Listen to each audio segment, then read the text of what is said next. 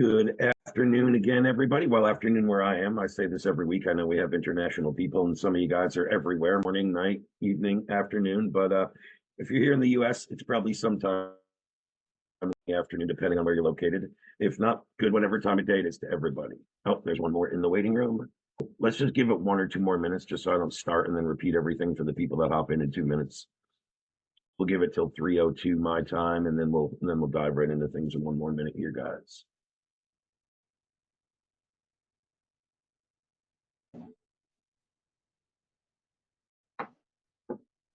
Good enough. 3:02. That's the last one I see in the waiting room. We'll leave that open for any stragglers and we'll dive right into things. Again, welcome everybody. This is our weekly DaaS sales workshop. So you guys, most of you guys know, I see 1 or 2 new faces, but a bunch of you guys have been on at least one, if not more, of my workshops. But what we're here to cover is all things to do with sales of the data. So sometimes we have more of a Q&A here. Sometimes I teach more of a lesson and save a little Q&A toward the end. This is kind of hodgepodge in the way I run these due to what's going to give people, the most help with where they're at. So sometimes we'll just go on and I'll roll parts of sales calls actually, I do have a other guys. Hold on a minute. We got somebody unmuted there. Mute that. Okay, I think I got that person. No more background noise. All right, we're good to go. So today what I want to do primarily, and again, I'm going to kick this off the same way I always do. So you guys that are always on at the beginning of this is a bit redundant. I'm just going to address a little bit between the incubator and the DaaS clients and what kind of the differences are. I'm going to give away that DaaS resellers document that I give away to whoever attends these each week. And then I'm going to dive into today's lesson. And toward the end, we're going to do a Q&A. So if you have questions along the way, one of 2 things, either take notes and we'll call on you at the end, or just type them in the chat. And some of them I might do in real time. I might just get back to them at the end, whatever's easiest for you guys. So again, I know when we get people on these calls, sometimes we get people from the lower group that some of the people are still interested in Audience Lab and don't even have access to the software yet. Then we have incubator clients that are more at the entry-level stage in their agency or just using it for themselves. And then we have multiple tiers, but everybody in our DaaS programs, which are basically geared toward our agencies and resellers and people that are looking to, build their agency around data as a service or incorporate it into their current deliverables to be able to charge more, stand out, have another line item to charge, et cetera, et cetera. And those are some of the differences, really. Incubator to DaaS. DaaS is usually more of an individual plan. Want to use it for myself, get results in my own campaigns, maybe test it out for one client, and it's a stepping stone to upgrade if you're looking to, ultimately get into a data as a service agency. And the main difference is in DaaS, you get a little more resources, especially geared around the reseller aspect of it and the 50-page all-encompassing DaaS launch book, some extra resources, some extra one-on-one support, and of course, more data. That's a big difference. In the incubator program, technically you can resell, but you're only going to have enough data to really work with like 1 or 2 clients.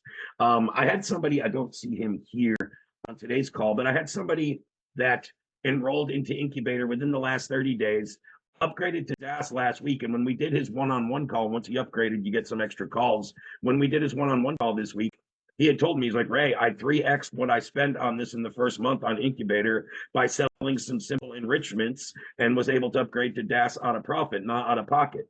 That's another great way to utilize that. If you're just looking to come in for a low, tier ticket price, right? $500 or less for the incubator, double or triple your money by working with one client and then upgrading. That's also an option and a route I've seen people go. And Murray was the guy's name who I spoke with this week. That's what he said he had done. It worked well for him. But again, big differences is primarily the resources you get, a little more support, and more importantly, access to more lists, more audiences, more pixel resolutions, et cetera, et cetera. Now, when I talked about something I share with people on this call each week, no matter what level they're in, I'm sure this is relevant, more so to DaaS and incubator and people with actual access to the platform. But even if you're just getting started and you want to understand more about how this works, and especially if you have aspirations and maybe it's not in the cards right now where you're at in your agency or your entrepreneur journey, but you're looking to eventually potentially build this into an agency and you want to know a bit more about how this works. So I'm going to copy the link here, and I'm going to go throw this in the chat for everybody watching momentarily once I go over this document, and it's super, super quick.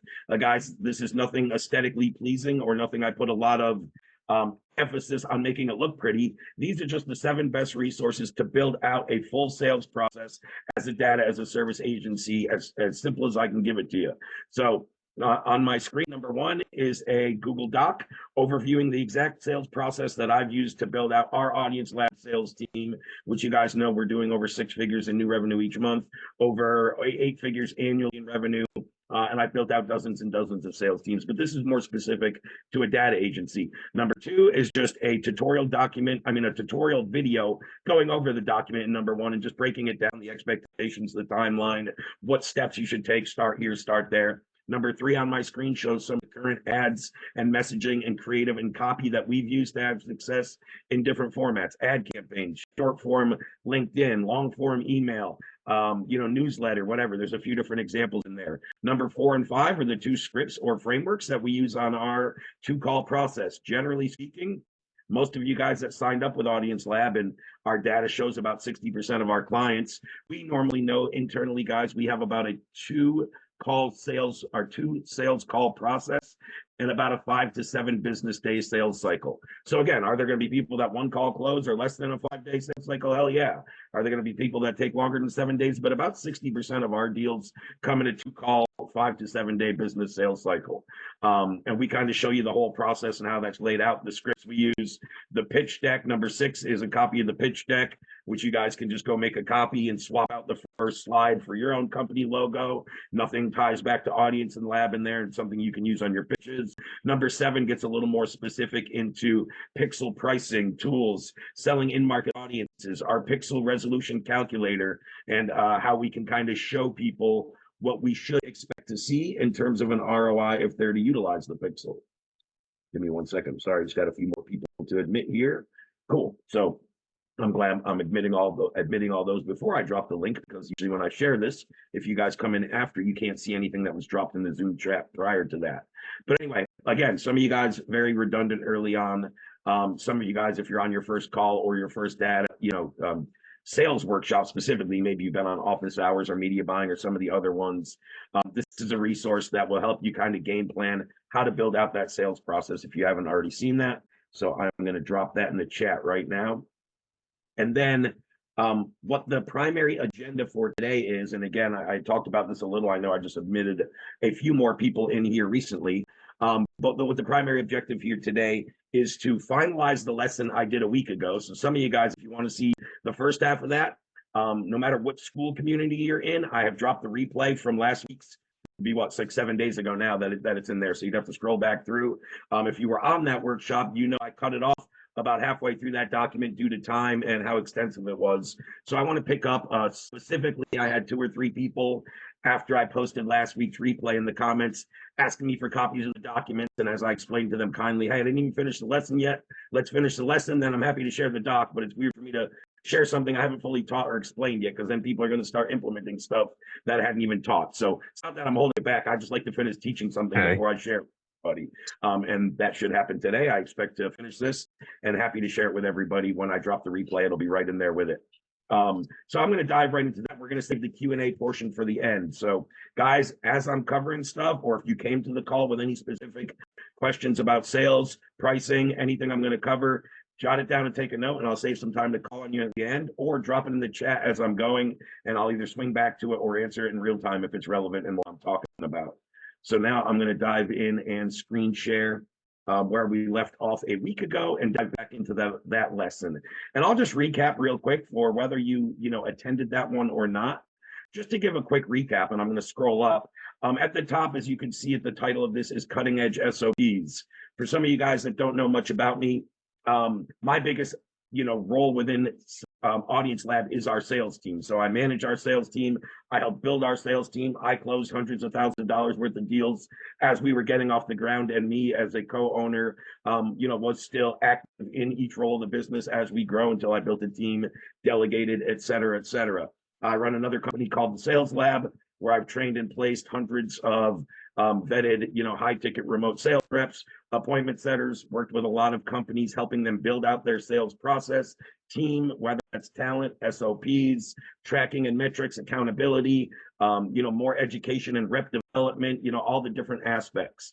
So what I was just teaching to you guys last week, and again, this is something I've just kind of put an overview together recently. Something I'm always doing is kind of going back, looking through what I've been doing over the last 4 or 5 years, looking at other companies and mentors that are farther than me, and taking best processes, practices, and just honing them down, right? What was relevant and what I might have taught 4 years ago, I might do it a little different now, or maybe that's not quite as effective as it was back then. Things like that. So what I'm going to dive into is the rest of what I did not cover again, approximately, it was a week ago today. So when I got down to last week's lesson, we stopped at 4-1 on the document, and I kind of kidded. I shouldn't even dove into 4. I expected to finish it, but I hate to cut off in like the middle of one. So I'm going to scroll back down to that. And again, guys, if you want to go back through these first 4 points, check out last week's lesson, or once I'm done teaching this, I'm going to be happy to share this document. But even so, you're probably going to want to see the explanation rather than just scrolling through and reading this. But I just wanted to recap and catch people up. And where I left off last week was, again, I'm just going to multiply this and just make it a little brighter a little bigger for myself and anybody watching on screen share. Let's just bump this up a little bit. And again, 4.2 is where I kind of left off last time.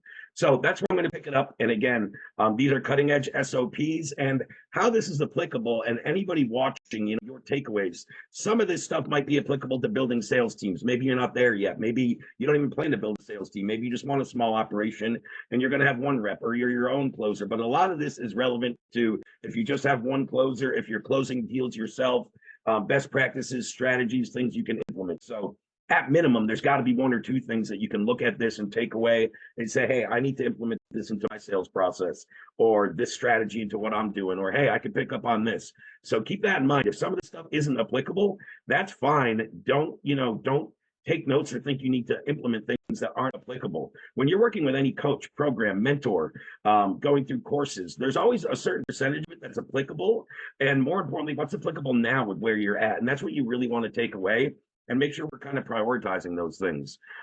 It's not really kidding. I've said in the past, in one of the programs that I paid a little over 15 grand for to get into when I first started one of my first offers, I still remember to this day, and I've said it over and over again, I probably only took out and utilized about 20% of that. What really resonated with me, what I felt conviction with that would actually work, what wasn't spammy, sleazy. So about 80% of what I paid 15 grand for, I just didn't resonate with. I'm like, man, that's just not me.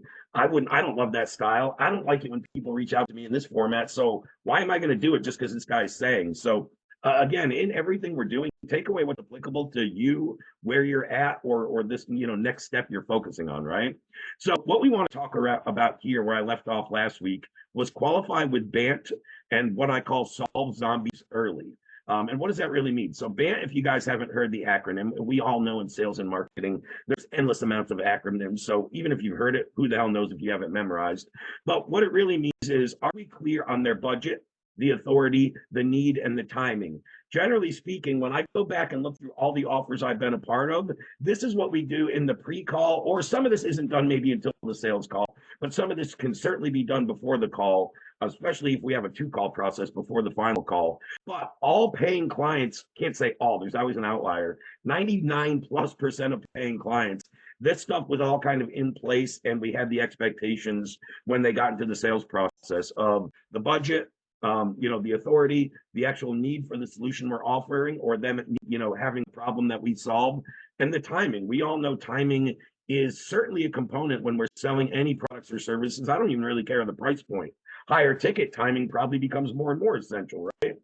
But keeping those things in mind, and we'll talk more about that. And there's a lot about that really in that document that I talked about, and is in the chat here, guys, on Zoom, with setting up that sales process. I talk about the different components in the sales process, and I might use different verbiage, but all that stuff is in there. Then implementation. So how do we implement to ultimately do this stuff? So this can be done by application or a setter script, and making sure we're asking pre-qualifying questions about those things, about the budget, make sure that we're positioning ourselves as an authority with our messaging, with how we come across, in how we teach and how we educate, right? Of course, usually our hook or one of our headlines or one of our initial talking points should be around the need, right? The need for the problem they're facing or the solution we offer, or that can be combined, however we're describing it in whatever format, right? And then timing, I don't think is something I really pre-qualify much for outside of, and I call people out on this very early in our ads, hey, this software, this ad is only for brands and advertisers spending a minimum of 5K a month or more on ad spend. If you're not, you should probably scroll on by, right? So that's a timing thing, pre-qualifying. Like if you're not at this stage of your business, you're probably not the best fit for our software. And that's probably not where your money's best spent. Don't waste your time booking a call, right? So again, asking these questions exactly to avoid time wasting calls, which a lot of us do early on in our businesses. It's not necessarily a bad thing to do some time wasting calls. Early on, it's about getting in reps and honing in those things that why was this a time waster and how did they get through the process, and identifying that and going back and solidifying it. So early on, don't worry if you're getting some of those. Use that feedback positively to make tweaks to what could I have asked so I didn't go all the way to 2 calls and a 60-minute thing just to get the objection of, hey, I can't make a decision without my spouse, right? Or whatever it is, or I'm never going to move forward with this. So once that happens, you guys can usually go back and find indicators of, oh man, I should have saw I was going to get that response here. And if I asked this question in the triage call, when I only dedicated 15 or 20 minutes, I could have sussed this out and not even booked another call and wasted our time, right? Things like that. So kill objections early, which a lot of people focus on overcoming objections, and we're going to focus on that. No doubt about it. It's a part of a sale, but it's better when we can overcome them or pre-frame conversations to overcome objections before they ever become objections, if that makes sense. And I'll talk about that in a little more depth. But there's certainly ways to do that. For example, identifying, say, the spouse or the partner decision maker, or budget constraints so they don't blow up after the pitch, right? There's definitely ways to do that. I usually do most of these things in a pre-call format.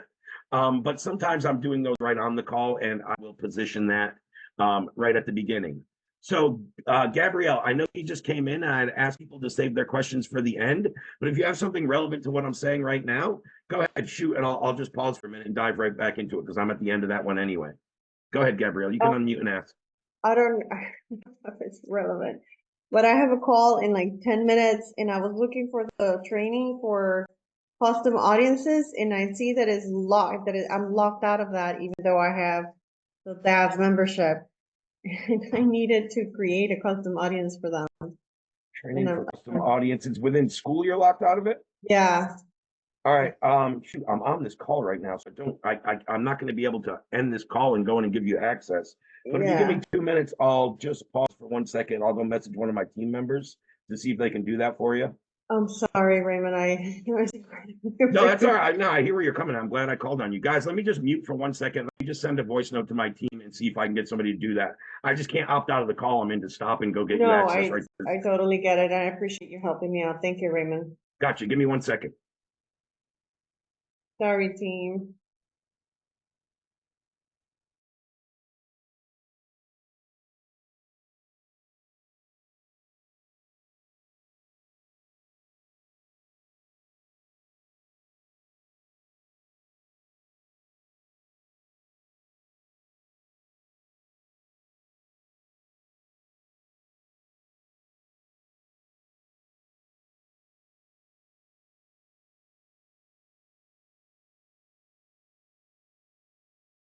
All right, everybody, thank you for the patience and sorry for the interruption or distraction.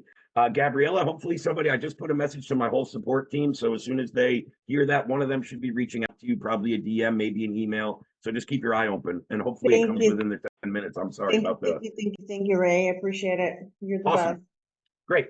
All right, guys. So let's go back to where I was. So we just finished the killing objections early, right? And the different ways to go about that. And I can go through some examples of that. Like, for instance, on a triage call, especially a triage call, if you guys, when you go through my sales process stuff and when you see the verbiage in the triage framework, again, script, framework, I like to use because I don't like the word script and I don't really use it as a script, but more of a framework. I lay these things out in terms of budget, right? I use verbiage like, so Greg, on the call Tuesday when you meet with my closer Mark, if everything makes sense and you can see a clear path on how to lower your cost per lead and acquisition in your paid campaigns, and the budget lines up and it's an affordable package, is there anything that would stop us from moving forward on that call to further your business, right? And then another thing I will say is, hey, Joe, are you the actual decision maker? Or do you have any business partners or spouses that are included? Because I want to make sure before I set you with the call with Mark Tuesday that, you know, the right people are on the call. So do we need to add anyone else to that? And is that good for their calendar? So things we can suss out in a 2-call process, especially on the first call when we get to the transition part. You guys will see if you go through the framework. I'm not going to go through that whole framework right now, but the first part of a triage call is really to go through a bit of brief discovery, find out where they're at, where they're trying to get to, what are some of the hurdles, and then we give some suggestions and recommendations, which is usually a resource, another call, and then we pre-qualify with, again, a financial pre-qualifier, sussing out things like spouse objections and things like that. You can even do that, you know, if it wasn't done, or you have a 1-call process and you just send people to like a 45 or 60-minute demo call right off the start. Again, I wouldn't recommend it, but if so, I would identify early on 2 things. Number one, are they the type of person you're looking for? So I usually start a call with something like, hey, Jeff, you know, you booked a call here with us at Audience Lab. And as you know, we're a data and tech company. We work with primarily agencies, advertisers, and large brands that are here looking to scale, grow and scale in 2025 and beyond. Is that kind of you? You are looking to grow and scale the business. You're not kind of content or complacent with where you're at. So that's number one, because guys, most of the people we're working with as a data provider, we want to work with business mind growth and scale business minded type of people. We're not implementing and selling, you know, high tier data and you know, $500, $1,000 a list to companies that aren't looking to scale and grow. So that's one prerequisite. And then I'll take it a step further. Once I'm sure it is that particular person, I'll take it a step further and be like, all right, so Joe, and you are the sole decision maker. When we get to the end of the call, if everything sounds good, you have the authority to make a decision to move forward, right? So that lets me know if I should go through with the whole length of the call, or if he tells me no, I might know then. I'm going to shorten the call. I'm going to make sure I send over some resources and make sure we get on the same page when we can hop back on with the actual decision maker or decision makers. So a couple other things to go over there. Cool. So next we'll get into some of the pre-call prep, which again, I don't know if I'll have time today, but I've done this on other sessions. If I do have time, we'll go through it today. Otherwise, I'll be happy to show you on another call. But I've gone in and showed you what we do internally and our whole system on some of these past workshops. But here, the principle is just spending about 5 minutes prior to a call to research the prospect. That makes you look more professional and increase trust. Should be common knowledge, but a lot of people overlook this. They just hop right onto the sales call. They go look at their Zoom meeting. They get a one sentence description about the prospect, and they dive into the call. So if we can just allot 5 minutes and make sure we're reviewing our CRM for any notes, check any details the setter put or prior reps have gathered, or if you have an application form, check the form fill questions and see how established or sophisticated the prospect is. Something I think a lot of people don't talk about that I certainly key in on is the sophistication level or how established a prospect is. I'm probably going to lead the call and I'm probably going to talk to them different if they're an entry level person as to kind of a novice, or mid-level as to a more advanced or a more expert type of marketer that's got a lot more clients and a lot more results, right? We're all going to talk to those prospects different, more or less direct, dive into price quick, or, you know, there's all kinds of subtle things. So all the notes we can have and understanding how established or sophisticated the prospect you're getting on with is really makes a difference in how we run the call in many cases. Again, you can do a quick little back page checkup, you know, back check on these people, whether that's a primary website, whether that's their LinkedIn, social media profile, anything that they have kind of an about section or about page that you can get a little information that you may not have had, right? And then you always want to make sure going into a call, a lot of people just think like, oh, I'm never going to get to the point where I'm going to actually make a sale, or I'll bring it up when it comes up. But it's really good to have the ID and payment info ready. And the different, I don't know if you guys offer different plans, the ideal plan, the what's the word I'm looking for? the kind of core offer or flagship plan that you plan on dropping, make sure you have all the info and payment links and stuff relevant prior to the call, so you're not digging to bring up landing pages or websites or links and looking unorganized on the call. Just little things like that, right? I shouldn't have to spend much time on that, but I think sometimes they get overlooked. That's why it's in here. I see it get overlooked in reps that get complacent, really. Once certain reps get in an offer, they get production, they get comfortable. A lot of times they start doing some of the little the little basics that got them success, and that's where things start to fall apart. Sometimes they got to go back and really take a look in the mirror. So when I talk about like closer frameworks, and you'll see ours is very similar. I didn't use this exact acronym or nomenclature within that script, but it still falls within the same, you'll see within the same kind of structure of all the different phases. There's about 8 or 9 phases in there. I broke it down to 6 on here, but some of these go into more than one. But the closer framework for transactional sales. So we always need to make sure that we have clarity and clarifying their current situation and the problem we're facing, right? And then we want to be really simple in labeling that. So basically, what I'm hearing from you here, Jeff, is it sounds like you are currently running ads, they're profitable, and you're getting conversions, but you're just really not happy with your cost per lead and acquisition, and that keeps rising. Would it be safe to say that's the biggest problem we're facing? Whatever it is. That was a little long-winded. Usually you can keep it shorter, but just let's try to isolate it down to one main thing and have them agree. Yeah, man, that's the primary problem I'm facing right now. Then you're going to overview. Now, again, when we talk about diving into the pain in sales, don't overcomplicate this. Not all sales are pain or are emotion driven. There should be a certain component of that, but you can also substitute pain, I would say, in a more B2B setting to the word problem, whatever one you're using. We're not always digging into a pain. Sometimes we're just identifying a problem and showing a simple analytical return on investment that you don't really have to dive into pain, but there still does have to be a problem. Right. So I just don't want people to get too hung up on that. How much do I dive into the pain? I don't always. Sometimes it's a very symptom level problem that I just make it make sense analytically with a clear ROI, and I don't have to dive into pain, especially more B2B, more tech, more ROI driven offers. I think the more you go as a transformational offer than a return on investment, you're going to probably focus more on actual pain. But what that means is very simply, and some people overlook this, it's very simple to dive into this. Ask what they've done, what they've tried to find a solution to this problem. What did they like about that process? What didn't they like about that process? Cost of not moving forward, et cetera, et cetera. So simple things like that are how we can dive into that really, really quickly. Guys, give me 1 second. I apologize for the interruptions. I got to take one personal call, super, super quick, 30 seconds.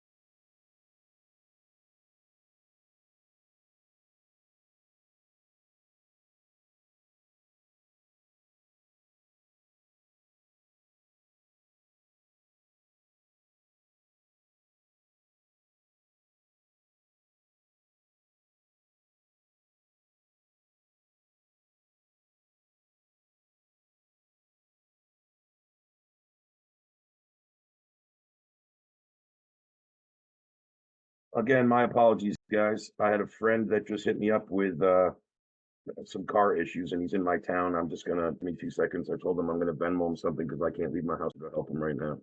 But I got a buddy with some car issues, so I told him I would take care of this real quick. Sorry, guys. That should be enough for him to pick up a tow and catch me back later.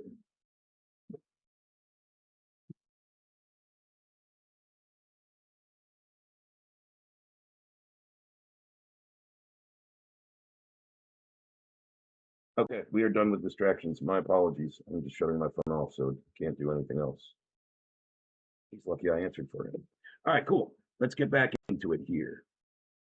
So as we were talking about, the overview of pain, all the types of questions we can ask, but it is, I think that's another one that's in a lot of people's sales trainings or overview and going through stuff, that whole cost of inaction. But a lot of people, I feel like a lot of people are hesitant or apprehensive, or maybe just not confident, like diving into that conversation. So it's something to get more familiar with and really practice, whether it's in front of a mirror or with a buddy, or hopping on role play sessions with other group members, or taking a minute to go through it here, that can be a big factor in how we pitch, how we sell, right? As I've always talked about in the past, sell the destination, not the trip, right?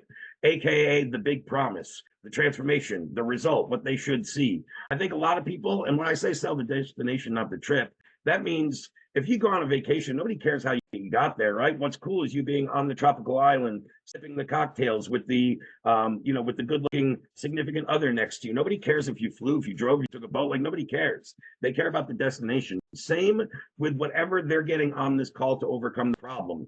Guys, a majority of, this session is geared toward data as a service clients. So where are these people struggling? Having trouble with great targeting, having trouble with profitability in their ads, rising, cost per lead, rising cost per acquisition, right? So I don't have to dive into the back end of how I do all that. I might dive into a little of that when I get to the pitch. But what I'm really talking about is the transformation of showing them cost per leads and cost per acquisition drop by 25 to 40%. And then I'll kind of reverse engineer how we do that. But I'm not going to start off with, the back end, or I would say diving into the weeds of your program. A lot of us do that. We need to say symptom level about the big transformation, the big promise, the big result, right? And what I go on to say here, and guys, we don't all have a 3-pillar pitch, but generally speaking, a majority of the offers I build and that have had the most success and that I've pitched are somewhere between 3 and 4 pillars, generally speaking. And we really want to chunk this down initially to 3 big benefits. Again, can sometimes it just be 2? Hell yeah. And sometimes it's going to be 4, but generally speaking, in a vague sense, we should always chunk this down to these are the 3 big benefits we're going to see when we're done implementing this data into your campaign. We're going to see more profitable ads. We're going to see a better targeted audience, and we're going to see your campaigns deliver longer because there's going to be longer time before ad fatigue because we're getting this out in front of new audiences. Boom, boom, boom. Those are the 3 pillars, and then I'll go into little subcomponents, or I'll break down how we do that, right? But again, that was just spitballing off the top of my head. They're pretty easy to come up with, and it's not reinventing the wheel.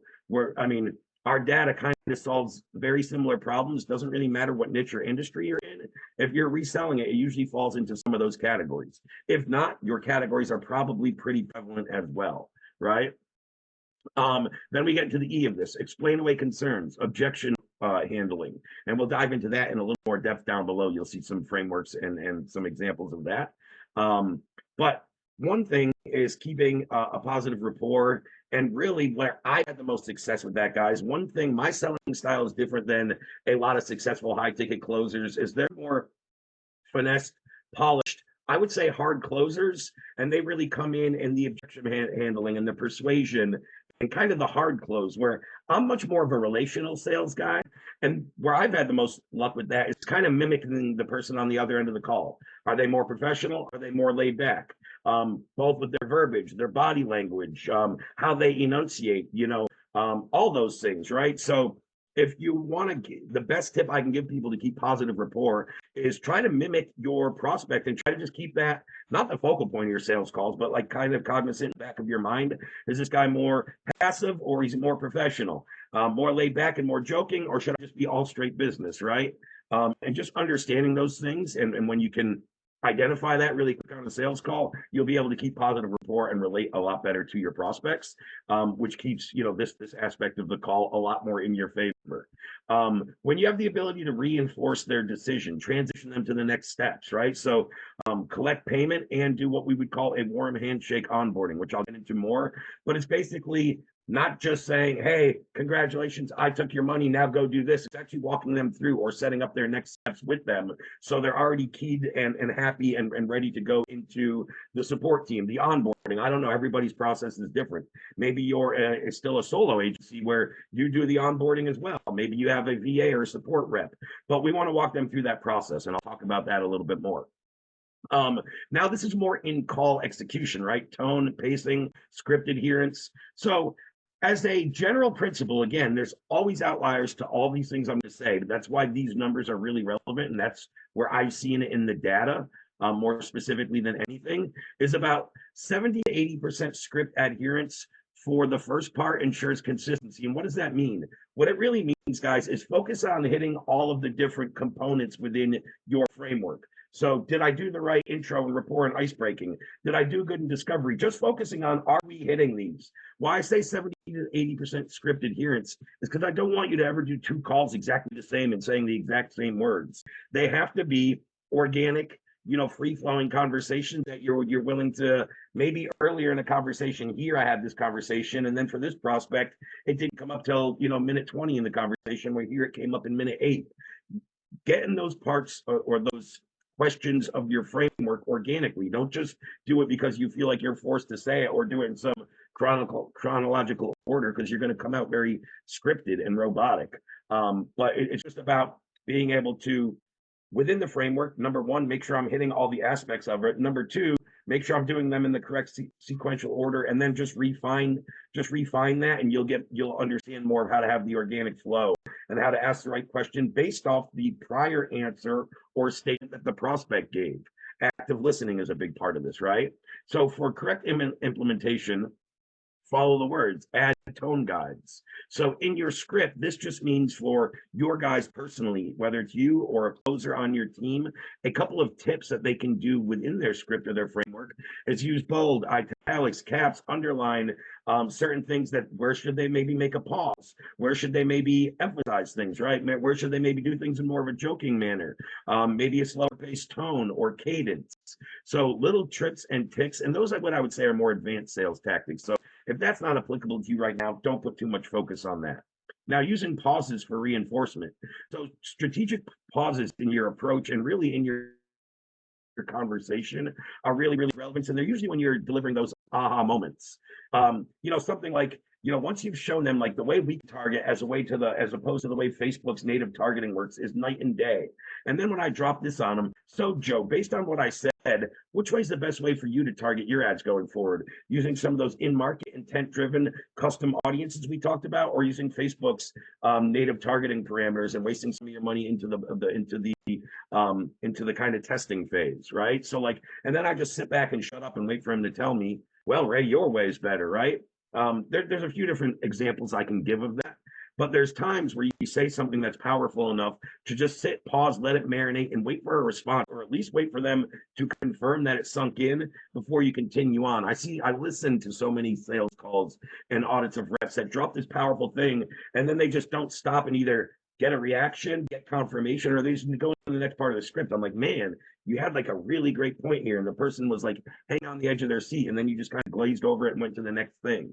So using those, and then something I talk about, again, a little more relevant with sales teams, but even if you have one rep and you are a business owner, you should be doing this at minimum twice a week. I'm not going to say you need, to have a manager in daily huddles, but you should have an open feedback loop where you can, go through, hey, what happened on this call? What did we think of the quality of the prospect? What type of questions did we ask? What objection did we get? Why didn't they close? Just going over all the 5 or 7 questions that help us get better data on the prospects, the quality, why deals aren't closing, tracking our closing percentage, all those things. So once you decide as a business owner, agency owner, if you're doing sales, once you decide to delegate, and even when you place your first rep, you as a business owner, if you want this to work best, you need to have an open feedback loop and little meetings like this approximately twice a week minimum with your reps, right? To get that feedback loop. That's going to help especially when you delegate, it's going to help your rep, and then building a team. It's going to help you get SOPs, keep constant communication, and really being able to go back and tweak things in your marketing. That's the best feedback loop I get from my sales team. Sometimes, matter of fact, this happens about two weeks ago. 2 of my most senior reps, we were on there talking about quality, and they're like, quality dipped with this last ad campaign, and this is what we're seeing. And we were able to go back and figure out what we did in our ad messaging that was bringing in that lower caliber person, drop that, or go back and tweak the opening or the intro to the ad to overcome that. So that real-time feedback, getting it almost instantly from our from our sales reps, lets us go back and tweak things so we can make adjustments sooner rather than later, and minimize any losses on ad spend or losses on wasted time book calls, which is a loss, believe it or not. If you book a time, whether it's your own or whether it's a rep on your team, for a non-qualified prospect that's never going to buy, it is wasted resources, right? So the best we can eliminate that. one thing to really understand, two things I should say, but they kind of go hand in hand. I'm going to focus more on the first one, is don't answer details blindly. And when you get to detail-oriented questions or objections, a lot of times, and guys, I don't know how many of you have been on sales calls on the other end or listened to some of mine through, some of my trainings or saw me do sales calls, but I don't ever really dive too deep into the details. I don't really have to because of the way I position it and the way I do handle certain topics, right? So here's a couple principles. Here's the main principle, and then below is how to implement, right? But when they're asking those detail in the weeds type of questions, always ask a question back to really understand what they want. A lot of times we'll be like, well, Ray, will this work for a lawyer in Albuquerque, and how many leads can you get me? Like, dude, I can't answer that right now because I don't know what he's spending on ad budget. You said in Albuquerque, how many zip codes? Like, there's so many variables here, right? So I would just ask the question back, it's very hard to answer that in depth because there's so many variables. But what are you actually asking for? Are you asking for how many leads we're going to get you? Are you asking how good the quality is? Are you asking how accurate the data is? I mean, there's a lot of answers I can give you because you asked an open-ended question. What's most important to you, Jeff? Right? And isolate it back to one thing so we can really hash in. A lot of times those detailed questions, guys, and you may have heard me talk about this before, what I like to call symptom or surface level problems. Right? What we need to do is ask a very specific question to isolate or get to the root or the real problem, right? Surface or symptom level, root or real problems are what we really need to solve. And a lot of times a prospect initially gives us a surface level problem. Well, Ray, I'm not getting enough leads. Well, that's a surface level problem, huge, because number one, enough leads is subjective. What is enough for this guy, right? First, we got to isolate that. So all kinds of little variables, right? Chunk it up. So if it's a preference conflict or something like that, remind them, and this is kind of, I almost just went into this one without even noticing it, but by changing the variables, it can ultimately change the outcome, right? So preference conflict, meaning, hey, I have a preference for a different data company or a different strategy, right? Just go back through and be like, you told me you tried that strategy or you went with that data company in the past. And when we looked at the accuracy, that was the big difference. Our accuracy is 2x theirs. Didn't we say if you had two times the accuracy and the last data provider used, you would have probably saw better results? So what are we really talking about, right? So we have to remind them that by changing the variables, it ultimately changes the outcome. That's why sometimes we have to get into the specifics and that root or real problem to isolate it, chunk it down, and show them that this is a solution to that, rather than the base or surface level problem of I need more leads, Ray. Like that's a very tough one. You can't just overcome or solve I need more leads in one rebuttal or one sentence. But if you ask the right question and get to what the root of that really is the quality, is the quantity, is it the ones I'm getting, I'm not even getting to show up? Is it the ones I'm getting showing up and I can't convert them, right? What does it matter if I give somebody more leads that can't even convert the ones they have? We got to go back and look at your process and increase conversions, and then let's turn on the faucet and run the leads through, right? Right? So we really got to isolate so we can recommend how we're going to solve this problem and show them the solution. And then we have what's called the mechanic close aspect or way to overcome this detailed question. It's like, hey, Joe, I can't ethically say until we really look under the hood. So can we get into your actual numbers, specifics? So this is a great one if you're getting detailed question, especially either earlier on in the call than you wanted, or maybe you're still entry level or still getting used to this and getting some reps and you didn't find out everything you should have in the discovery phase, but now you're starting to realize it. I've seen this happen on a lot of calls where reps are like, they start to get to the end and like the close or the pitch, and they're getting these questions, but they realize they didn't ask how many clients they're currently working with, or they didn't ask what they're currently charging. So then it's hard to kind of reframe this and show them, hey, you're currently getting 10 clients. You said you'd like to be getting 20, and I just showed you a clear gap on how to solve that problem. Would you agree if we had this embedded in our ads, we could likely perform at this, right? So like just tying them down to those things. And a lot of times you can't do that if you didn't ask the number of clients that they have or that they want to have, or their current cost per, cost average order value, whatever those things are. There's certain things that we should kind of be asking in almost every discovery or gathering intel phase. Again, it's about asking them in the right phase. But if we overlook that and then we get to the end, it's really tough to do your tie downs and then reposition and offer your recommendations or solutions if you didn't ask the right questions. So a lot of times if we get to the end and we realize, shit, I didn't ask that question, I can just say, hey man, to really answer your question, Joe, I got to look under the hood and I didn't get all the numbers from you earlier. Is it cool if we dive a little back into your metrics? How many leads we speak to? How many actually convert into a paying client? Your average order value? I just need to know a little bit more, and I can really answer that question better for you. right? So that helps you reframe, take the authority back, and fill in any of the data or discovery gaps that you might have overlooked during that phase, right? Zooming out on all-purpose closes. So what this means is if you feel stuck in the details, you can also take it back to a big picture or a best case, worst case scenario. And I just gave a couple examples. There's a lot more, but a big picture close is me saying something like, hey, Joe, let's step back a minute. Are we aligned that you need high quality in-market, first-party intent-based data to get better results in your ads? Yeah, Ray, I'd agree kind of what I want to see or what I need to see in terms of a result. That said, with the path and the strategy we discussed today, do you feel like we can accomplish that result and actually get better cost per lead, cost per acquisition, higher quality, whatever that was in this case? Yeah, Ray, I mean, based on what we went through and what you showed me in the audience builder, I totally think that's attainable. Me going back, right? I totally agree, Joe. So that all being said, what's really stopping us from getting started and rocking and rolling today?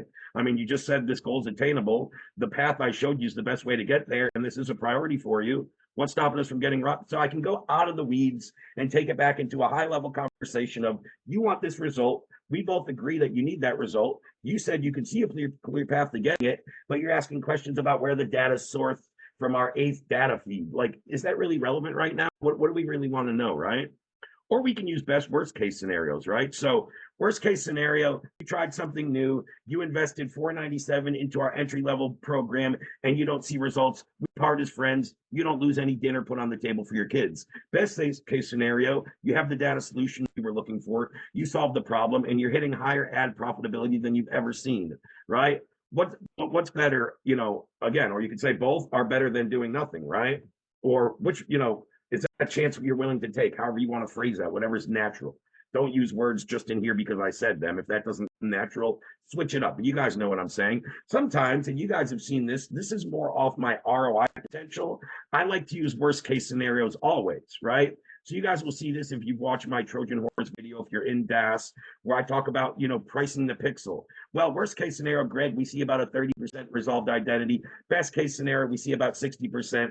Those are the averages. We can't go higher or lower, but let's go with the worst case scenario. Let's say I only resolve 30%, right? And then get into those numbers. So also, when doing ROI, if we have a gap in our numbers, you should see between 5 and 10 new calls booked. Let's operate off worst case scenario and say, if anything, I would rather under promise and over deliver than the opposite, and what's happened to most of these people in the past, right?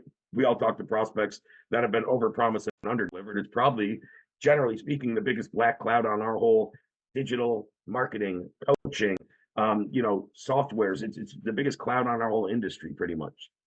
Now, what a more advanced closer starts to think is the closing really begins at no. And my personal experience with this started door knocking when I was selling insurance, right? And I remember a book I read then that's probably had the biggest perception change on sales, and that changed the trajectory of how I looked on things. It was a thin little read called Go for No, the Destination is Yes. And that was the book where it really got across in my head, and it really translated into door knocking specifically, but it's gone into every aspect of sales.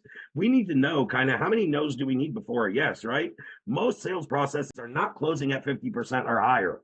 You see good close percentages of vetted top caliber closers at 20, 25, 30, 35%. Sure, you can see them as high as 50% or higher, but it's not standard. And I've run so many sales teams to know that for sure, right? So there's X amount of no's before we get a yes. And when we can look at the closing begins at no's, door knocking, it was simple, right? This is a little more directed toward overcoming objection on a remote sales call. But same philosophy, like that book, I recommend anybody that's doing any level of sales and really has fear of rejection or doesn't understand how it's a numbers game. That's the simplest, best read that can kind of just transform your mind. I know it did so for me.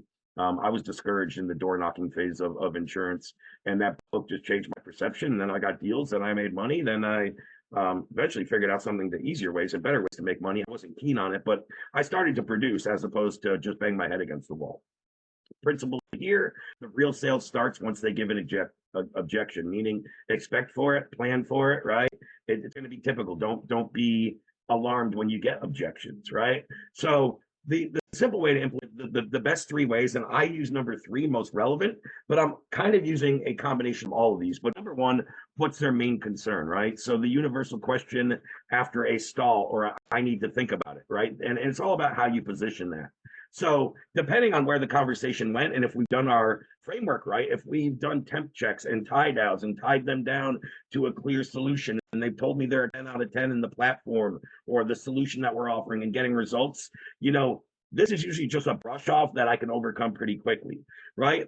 Now, we want to usually drop these objections into one of 4 buckets. Are there outside these 4? Yeah, you'll find other objections here and there, but 80% of objections are going to fall into one of these 4 buckets, right? Money, time, I'm not the decision maker, or I need somebody else on the call, or the details, send me over the details, I'll look at it, I need a proposal, I need to run it by my chief financial officer, whatever it is, right?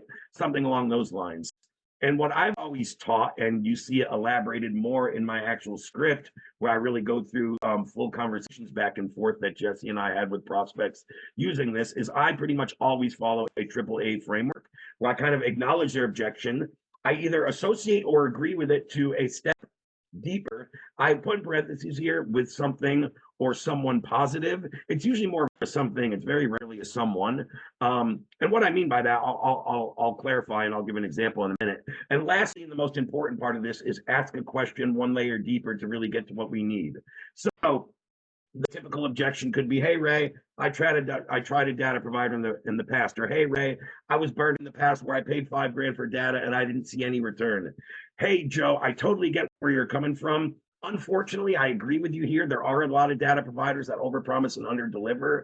And really, Joe, as a data provider, we're only as good as 2 main categories: our historical accuracy and our match rates. So I'm going to go ahead and guess you didn't get very good accuracy, and when you ran campaigns, you didn't get matching right back to the actual consumer you were trying to hit. Do you have any clue what the accuracy and the match rates was of your current data?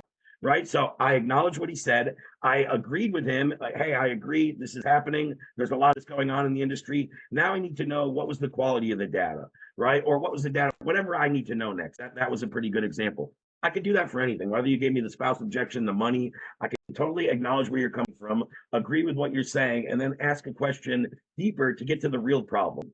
And usually it's going to come down to, and the only objection I ever want to get at the end of sales calls, guys, is money.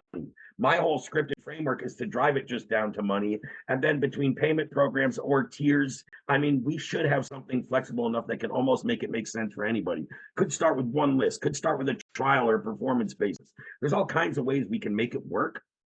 Could work into a payment program, could offer financing, right? All kinds of different things we can do. But I want to always drive it down to financing and then make it make sense for them financially, right? Let's get through the end of these so I can give a little time for a Q&A. Objection clusters and key arguments. So, right, as I talked about the time or being busy, we want to reframe as priorities. What's more important than doubling your revenue? Or if we're weight loss coach, is it more important to wait 5 days? What's more important, finishing this call or losing 20 pounds, right? Whatever.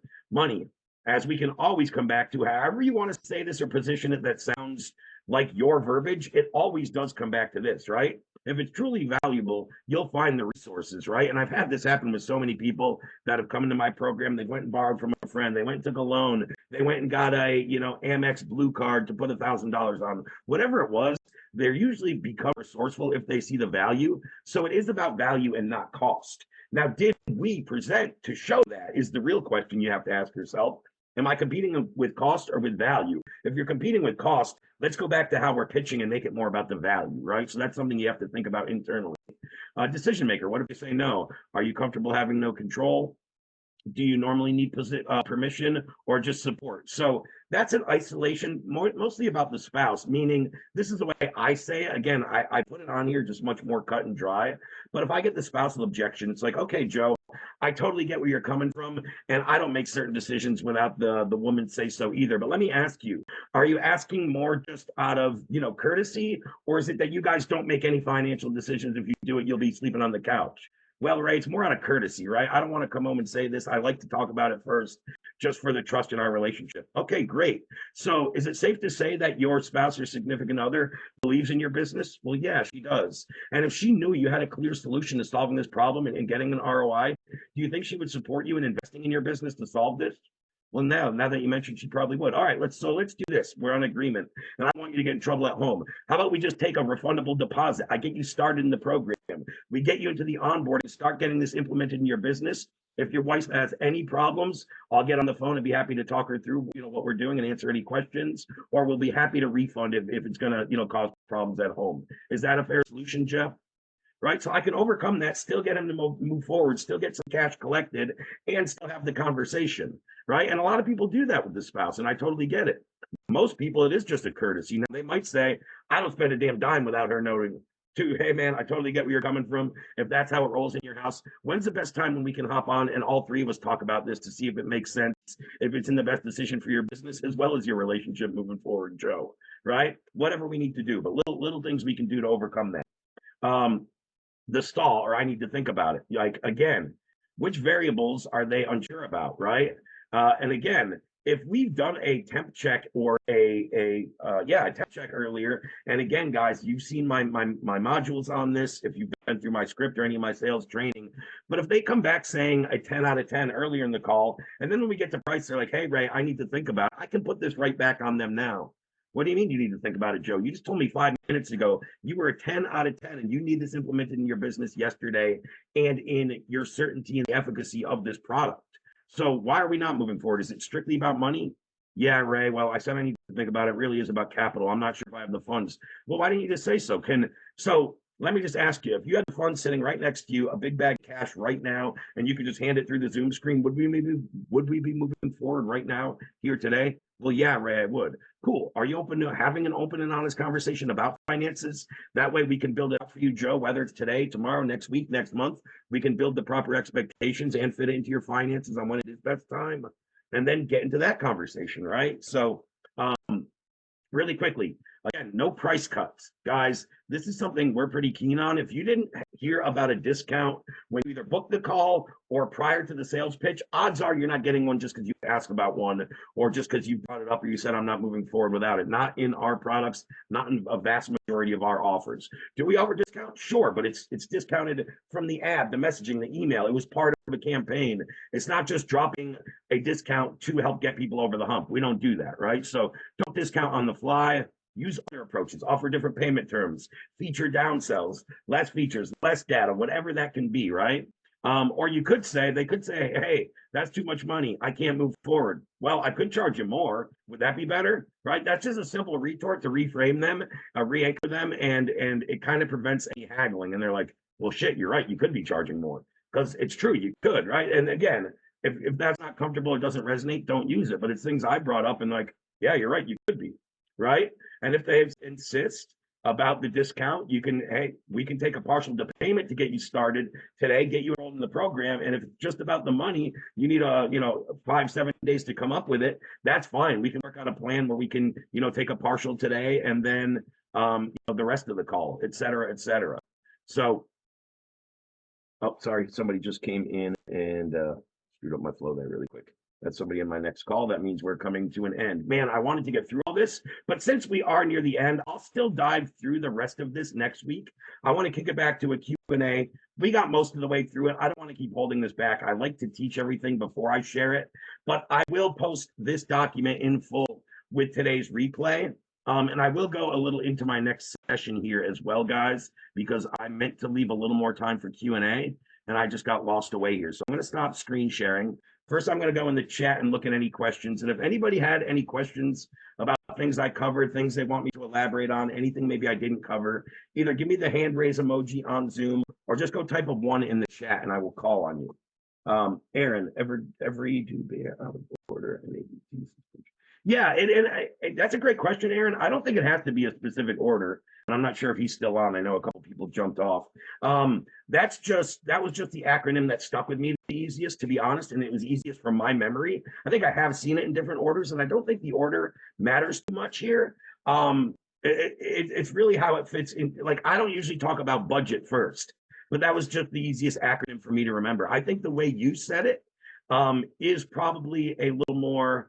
The NABT is probably a little more the sequential order I would usually even do it. It might even be the A first and then the N and then the B and the T. And I think, again, the timing is kind of the least relevant all in all, and most relevant to the price point. Timing is more relevant. The more the cost, the more the timing really has to fit the buying pocket, the solution, the cost of inaction, things like that. Ray, Jason, I am not Ray, obviously, but it's always been my experience, and the order doesn't matter. So yeah. You're saying a very similar thing to me. I would agree. For your first 25 sales calls, just use can you exactly. Jason, very good summary. Keep it very basic. Don't overcomplicate things early on, guys. I mean, there's really no reason to. And that's why I'm going through this and saying the basic. I'm showing you the basic verbiage, and then I'm kind of translating or showing you examples on how I might, utilize that. But yeah, exactly. Raymond, where can we find the Trojan Horse info again, please? So it is in your DaaS launch book, Jason. That should have come to you in the information I sent you when I booked you a call. But all the Trojan Horse information is within that DaaS launch book.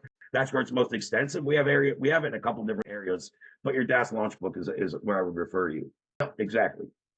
Cool. So really quickly, before I end it and dive into my next session, I don't see any other questions here, which means I'm getting damn good at my job, and I'm just so good at explaining things that you all get it. That's awesome. So good. If you guys have no other questions, I don't see any hands raised. I don't see anyone in the chat. And thank you, JP. Appreciate it. Sometimes you're just on flow, right? Even with the distractions, I don't feel like I did too bad. I did have more distractions than I would have liked, but hey, what can you do? That's a live workshop. Philip, yes, Philip, you're in my next meeting, and I just admitted people so you didn't get left off. I'm about to end this one. JP, you're saying you have a question. Link for this deck. So when you say this deck, are you talking about the pitch deck that I give for prospects or for DaaS sellers to use? When you said this deck, I'm not sure what you meant, or did you just mean the document? Okay, so you meant the document I just reviewed. Cool. I will shoot you over the document. I'm going to actually include it. Yeah. I know you came in late. Cool. So when I drop the replay of this, I'm going to drop it in both of our Skool communities. We have 2 Skool communities. Once this is, transitions or whatever, whatever the little period is that it downloads. When I drop this link, I will drop the link to the document right in the comments below it or right in the description, either or.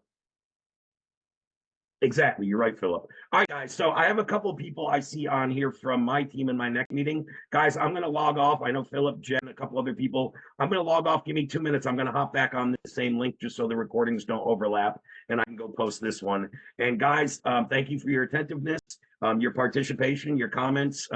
JP, Jason, Aaron, and a couple other people who chimed in. Appreciate the interaction and engagement. Sorry, I didn't see more time for Q&A. And I will round out this document next week and just hit off those last 2 or 3 talking points. All right, guys.